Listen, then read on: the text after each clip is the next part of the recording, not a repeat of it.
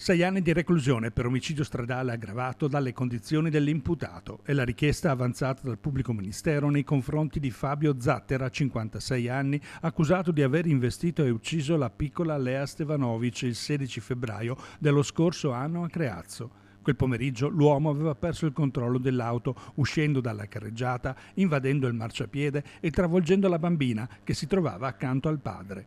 Un impatto devastante che non le ha lasciato scampo. Ferito anche il genitore, testimone diretto della tragedia. Lea fu trasportata d'urgenza all'ospedale San Bortolo di Vicenza, ma i tentativi dei medici di salvarle la vita si rivelarono inutili, una morte che ha scosso profondamente l'intera comunità. Nel corso dell'udienza preliminare, il PM Gianni Pipeschi ha sottolineato la gravità della condotta di guida, parlando di una perdita di controllo incompatibile con le condizioni della strada.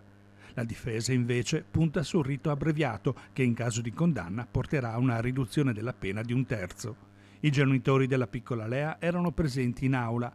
Un dolore composto ma ancora profondissimo per una ferita che resta aperta. La decisione del giudice è attesa lunedì prossimo, una sentenza che dovrà fare i conti non solo con le responsabilità ma anche con il peso di una tragedia che ha spezzato una vita troppo presto.